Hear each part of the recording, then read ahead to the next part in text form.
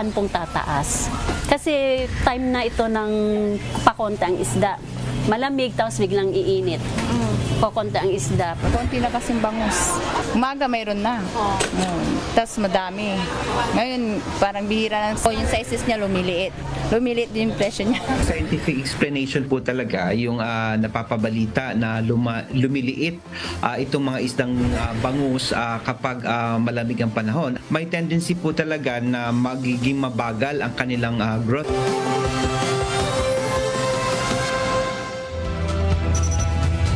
From the nation's capital, all sides, all the time, I'm Robbie Alampay. And I'm Gretchen Ho. The big story tonight.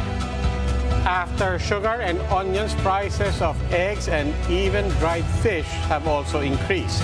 Milkfish or bangus, while its price remains stable, have now gotten smaller. Aryan Kalumbiran explains. With soaring prices of chicken and pork meat, dried fish have always been the cheaper alternative for many consumers. But Filipinos might have to tighten their belts further as prices of dried fish are also up. In La Union, prices of dried fish have increased by up to 100 to 200 pesos per kilo. Danggit prices in wet markets soared to 1,000 to 1,200 per kilo from 750 pesos. Tuyo prices went up to 400 pesos per kilo, while prices of gilis have hit around 600 pesos per kilo. Producers of dry fish in Santo Tomas, La Union attributed this to the low supply of these fish products over the past month. They say supplies have only begun to recover this January. Last year, gawa ng kuminsan din sila nagpapalahot dahil may gale warning, madalas may bagyo, kaya madalang ang isda. Though supplies have slowly recovered this month, sellers of dry fish warned that prices could still climb further with the incoming summer season. Asahan pong tataas. Kasi time na ito ng pakonti ang isda. Malamig tapos biglang iinit. Pakonti ang isda pagtagit dito. With this, sellers are left with no choice but to hike prices or risk losing income. Talagang tataas. Wala kaming magagawa. Susunod kami. Pag hindi ka nagdagdag, hindi ka na magkikita. Over in Dagupan City, prices of bangus remain steady at 110 to 120 pesos per kilo for smaller bangus and 160 to 180 pesos per kilo for bigger ones. Vendors, however, reported slow shipping of supply and smaller sizes of fish. Konti na kasing bangus. Umaga mayroon na. Tapos madami. Ngayon, parang bihira. Yung sizes niya lumiliit. Lumiliit din yung presyo niya. The Fisheries and Aquatic Resources Bureau explains that this is a temporary situation. The agency says that the smaller size of bangus is caused by the cold weather, which prevents the faster growth for fish and prompts them to swim deeper underwater, making them harder to catch.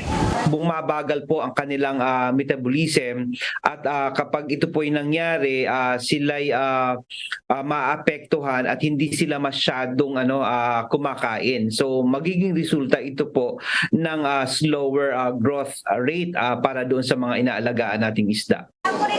BFAR assures the public that milkfish can be expected to grow to bigger sizes once temperatures normalize. The agency says lower supply does not affect the prices of bangus.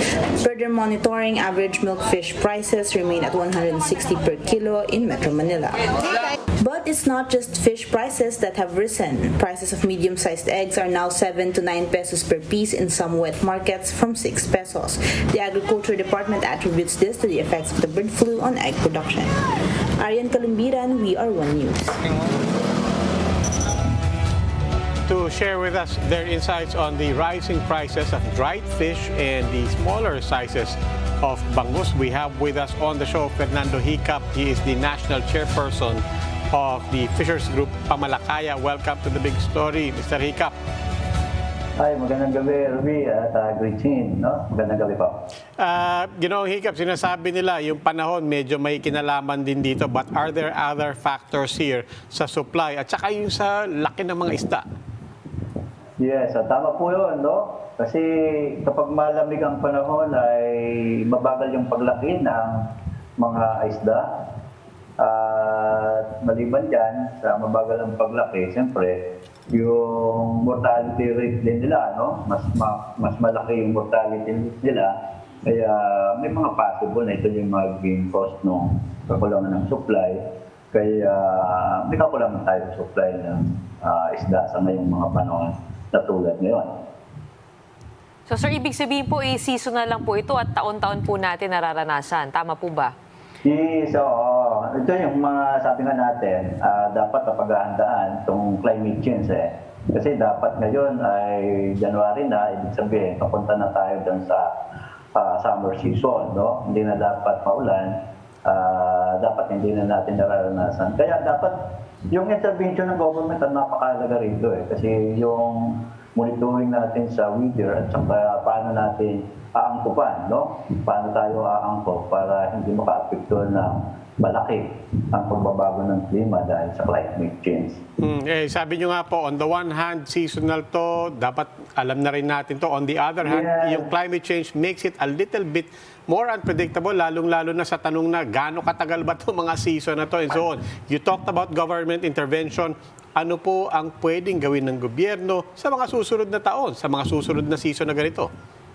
Kailangan siguro yung pagtiyak natin, yung support para doon sa mga production subsidy, sa mga mahing isda, at the same time para doon sa aquaculture natin. Siyempre, ang pinakang mabigat din sa kanila, yung pagtaas ng feeds, yung pinapakain nila sa isda, dahil tumataas yung import natin ng feeds. Kaya yung mga ganun, yung intervention, para matiyak natin. Yung nakaprograma na intervention para matiyak natin na tuloy-tuloy yung supply ng isda sa ating bayan. Hindi dapat importation. Maaasahan po ba natin na bababa ang presyo ng mga isda pagkatapos po ng close fishing season, which is from December 1, I believe, up until March 1? Pagkatapos po ba noon, kahit paano, mas magiging okay na yung mga presyuhan? Walang batayan, Walang batayan para hindi bumaba. Actually, hindi naman dapat tumaas ang presyo ng isda sa atin. Kasi hindi po nagbabago, May close season man o open season yan. Hindi po nagbabago o tumataas o bumababa ang bili, sa mga mahing isda. Actually, nakapako yan. Kung sa Palawan yan ay 60 to 70 per kilo, kung sa Bataan yan, 120 to 130 per kilo, Walang walang kaugnayan doon sa pagtaas ng bilis sa maliit na mahing isda. Ang pinakalo lang talaga dyan, problema, kung bakit tumataas yan at sinasamantala yung panahon ng close season, kung saan ay merong ang mga pahayag, ang Department of Agriculture at DEPAR, na kulang tayo ng supply, sinasamantala ng mga local traders, Kaya ito yung sabi natin, panawag natin sa gobyerno, hanggang ngayon, Yung intervention, dapat yung government na mismo ang gumawa ng paraan na sila ang bumili ng isda sa mga mahing isda at para malaya na madala natin sa mga merkado para hindi pagsasamantala, kundi batayan sa serbisyo.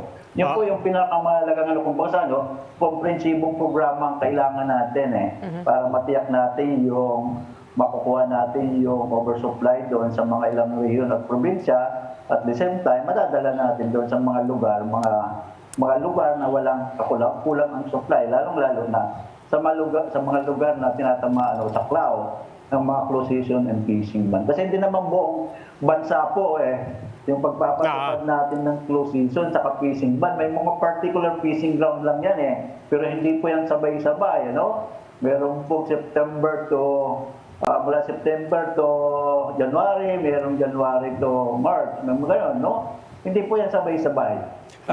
Hindi magkakaiba pong panahon yan yung mga close season and fishing ban sa ating bayan. Kaya wala pong batayan, para tumaas ang presyo ng isda sa atin. Kailangan lang talaga intervention para maaalis yung pagsasamantala dahil ang mga triggers sa ating mga mamimili o sa ating mga babayan. Mr. Hiccup, tama po ba ang pagkakaintindi ko? Para lang po kasi marami na rin po tayong pinag-usapan. Pero bottom line po, sinasabi nyo, it's not necessarily a supply issue. Bagkus, sabi nyo pa nga, merong mga rehiyon na merong oversupply. So sinasabi nyo po, kaya namang punuan yan at saka meron naman maaaring gawin. At saka ulitin ko lang po yung sa punto nyo. Kung tama po ang pagkakaintindi ko, sinasabi nyo rin po na ang importation, bagaman iba tong sitwasyon sa isda natin sa mga ibang bilihin na pinag-uusapan natin mga nakaraang araw, ang importation hindi necessarily resort na ngayon.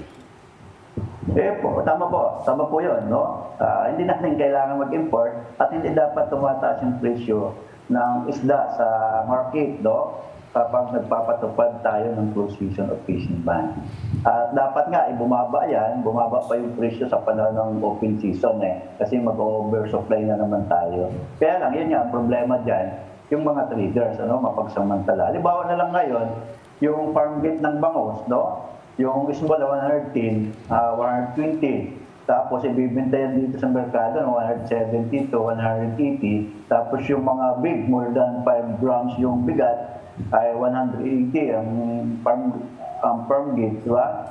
Kaya talagang may laki, may mga patong dyan ng mga 30 to 40 pesos per kilo. Kung 10 piso lang ay papatong mo dyan, kahit pa paano, bababa yun. Kasi yung isang tonelada, kikita ka na rin ng 10,000 Kung 2 tonelada yung dala mo sa merkado, kumikita yung isang traders ng 20,000 bawat biyahe, bawat araw. Yung bang gano'n, yun ang dapat intervention ng government na kaya nating mapataas yung bili sa mga mangingisda at mapapababa natin yung benta sa mga mamimili natin, sa mga consumer. Kung merong intervention yung ating government. Opo. Maraming salamat po. Fernando Hicap, National Chairperson of Pamalakaya. As prices of commodities continue to rise, more Filipinos feel they have less money to spend. That's according to the latest SWS survey. In its fourth quarter survey, 51% of respondents rated themselves as poor, 2 percentage points higher than the October figure. Meanwhile, 31% placed themselves on the borderline and only 19% said that they are not poor. The SWS said the self-rated poverty threshold stayed at 15,000 pesos amid high prices of commodities. The SRP threshold is the minimum monthly budget that poor families said they needed for their household expenses. This data indicates that poor families have been lowering their living standards to make ends meet. After the break, more rain is expected over the country this weekend. Bad news for areas in Visayas and Mindanao as they remain flooded from this week's rains. The details when the big story returns. Keep it here on One News.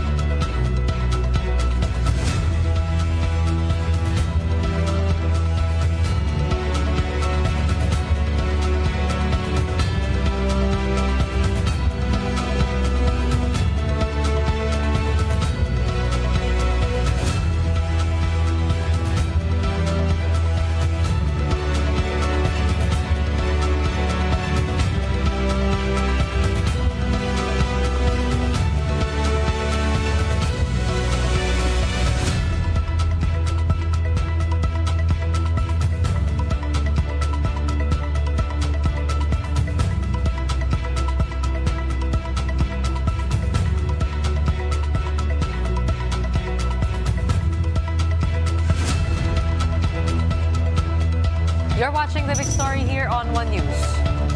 Unrelenting rains have left several areas in eastern Visayas and Zamboanga City flooded. The details in this report by Mon Gualvez. Residents in Barangay Rojas in Basay, Samar are back to their usual errands despite knee-deep flood and continuous rain. Wala kaming matulugan. Wala kaming matulugan. Laging basa. Yung mga apo ko, hindi ko alam kung saan ko dadalhin. In Barangay Mabini, local officials used a boat to deliver help to residents who did not evacuate. Floods here reached as high as a 2-story home after the nearby Golden River overflowed. A lot of homes were damaged, but the more pressing problem at the moment is food. Wala nang pagkain na nabibilhan po namin kasi pag bumaba kami doon sa bayan, natratrap po kami dito sa malaking ilog din sa nidadaanan namin. Kasi wala kami dito makunan ng bigas ng mga tindahan. Dahil wala na, nawawalan na ng stock yung mga tindahan. A state of calamity has been declared in the town of Basay with more than 20 of its barangays flooded. It's the same situation in San Miguel Leyte. Homes, streets, and farms here are still underwater, half of the 21 barangays in the town in total. In Barangay Karay-Karay, a landslide blocked off their main road. The town of San Miguel, which has been under state of calamity since last week, has another problem now. They've used up most, if not all, of their calamity fund. They're now asking the national government for help. In Mindanao, relief operations are underway in Zamboanga City. In Barangay San Jose Gusu, distribution of relief aid was a chaotic scene. According to the residents, there was no proper system in place. Kahapon, nagpila kami dito, naging zombie kami. Nagkuha ng number. Tapos sabi nila, kung may number daw, priority. Tapos ngayon, nag-iba naman ang patakaran. Most of the residents in Barangay San Jose Gusu have lost entire homes. Evacuation centers here are full to capacity, but food and drinking water are slowly dwindling. The death toll in Zamboanga City has gone up to 4. Many of its barangays are still flooded. For News 5, Mon Gualvez, we are One News. To talk to us about the situation in Zamboanga City, we have over Zoom Mr. Elmer Apolinario. He is the Disaster Risk Reduction and Management Officer of Zamboanga City. Good evening. Thank you for joining us, sir. Buenas noches, Sir Robbie and Ms. Gretchen. Buenas noches, Filipinas. Buenas noches po. Kamusta po ang lagay dyan sa Zamboanga City? Especially, kamustahin natin ang tubig, ang kuryente, communications, telcos. Kamusta po lahat dyan? Well, as of the moment, the report given to us in the OPSEN, over 49 barangays have been affected out of the 98 barangays that the city has. And of course, over 17,000 families were affected, translating to no less than 48,000 individuals. All of them, most of them are already housed in the evacuation centers and home-based po. And of course, we have requested our City Water District and the Development Power Field to see to it that power and water services are restored immediately. And the information given us just this afternoon that most of the barangays have been water have been restored and of course power have been restored too. Okay, given that po, I mean, kung kayo po ang tatanungin, ano po ang pinakangkailangan ngayon ng mga LGU? As of now, we're looking at yung relief operations namin. We've directed City Social Welfare Officer to see to it that all the needs are properly given to the evacuees. Our City Mayor John Dalipe has also given that instruction to our City Health Officer to assist in ensuring that the health aspect of our evacuees are properly attended. And of course, we constantly monitor the requirements needed like potable water. Of course, food is very important. Of course, the shelters needs are also provided by the city government, including the sanitation in the evacuation centers are also being managed properly. Sa inyong tala po and prediction, how long will the residents stay in the evacuation centers, and would you have enough for them up until then? We hope to have them return to their homes by tomorrow or this Sunday because we want to have the schools also open for our children to go back to school. It's already been 3 days since we suspended classes, and we need them to also go back to school by Monday. And that is the instruction given by the officers concerned. Kamusta naman po ang access nyo to all affected barangays and sitios? Are there any areas na inaccessible? So far wala na po. Yung transportation has been restored to and from Zamboanga City po. Yung sa mga borders natin sa land borders okay na po, na-restore na. And then of course, yung flights to and from city are already restored. Wala na po yung cancellation of flights. And of course, yung sea pa naman, okay na po yung transportation. So all transportation to and from Zamboanga City has been restored as of yesterday po. Ay, medyo malala po yung baha po dyan. Have you identified any other causes apart from the non-stop rains? We did experience this last October 27, and we simply have a similar problem. And that is why we have written government agency, particularly the Department of Environment and Natural Resources, to help us investigate the cause of this unabated flooding in the city. We experienced already twice, last year twice, October 27 and December 25, and now recently just January 11. So we have written DNR asking for the assistance to investigate whether the causes could be up in hinterlands and the inundation of the forest land or unabated kaingeros, yung slash and burn activities. And that is why we have written them asking for their office to do some more in-depth investigation and to provide the answer and report to us so that we can also provide those answers to the Sangguniang Pangulo of Zamboanga and the city mayor who has also directed us to investigate the matter. Okay, maraming salamat po, Mr. Elmer Apolinario, Zamboanga City's Disaster Response Officer. And after 2 years, the Sinulog Festival in Cebu is set to make its long-awaited return on Sunday. Processions have already started in the province as well as Mass at the Minor Basilica of the Santo Niño. Due to the large number of people, the church has added multiple stations to accommodate worshippers. Everything is set and ready for the festival except for the Sinulog Ritual Dance Showdown. Governor Gwen Garcia announced that all 9 competing contingents will not join the Sinulog Festival of the Cebu City government will insist to hold the event at the South Road properties. She cited concerns on traffic gridlock, security, and the safety of participating contingents. We are accountable to the people.